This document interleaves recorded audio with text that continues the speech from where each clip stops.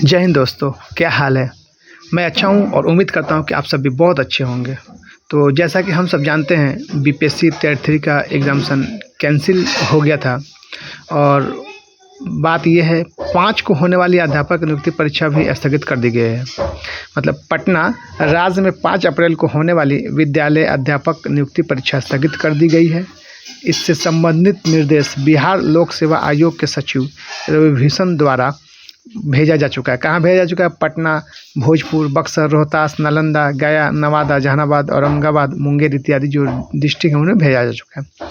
Common point, अब हम बात करते हैं पेपर लीक मामले में यूपी के कई शहरों में छापे। तो ये बहुत तजुब की बात है कि सिर्फ झारखंड और बिहार की बात हो रही थी।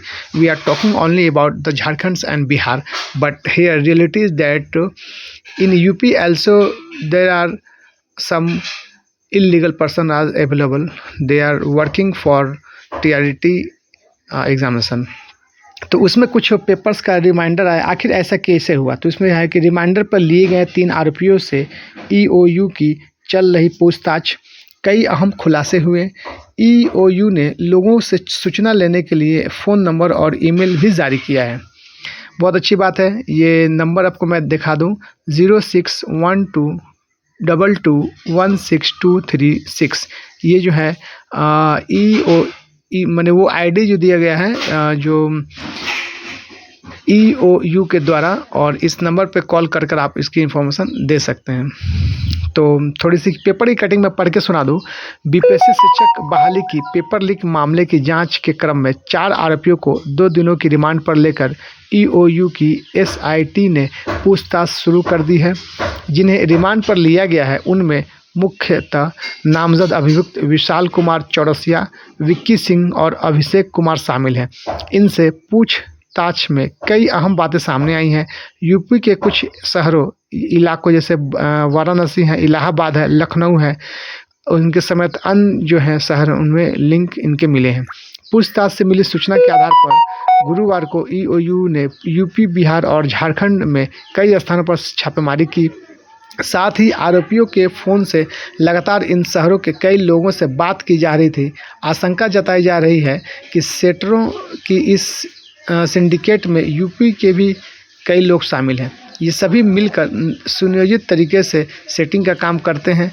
पूछताछ के दौरान आरोपियों से यह जानने की कोशिश हो रही है कि पेन ड्राइव में प्रिंटिंग प्रेस से आउट प्रश्न पत्र का पास ही इन्हें किसने दिया था।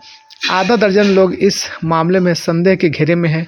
EOU ने आम लोगों से भी जानकारी मांगी है और वो आम लोगों को इन्फॉर्मेशन दिया है कि भाई अगर आपके पास कोई इलीगल या कोई ऐसा लिंक मिलता है तो हमें उसकी जानकारी 0612221626 पर जानकारी दें।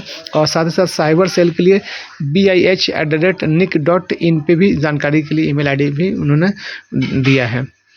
EOU ने इस मामले में आम लोगों से जानकारी मांगी है। कहा है कि अगर किसी के पास सेटिंग से संबंधित कोई सूचना है तो वे इस नंबर पर दे सकते हैं। ये नंबर क्या है?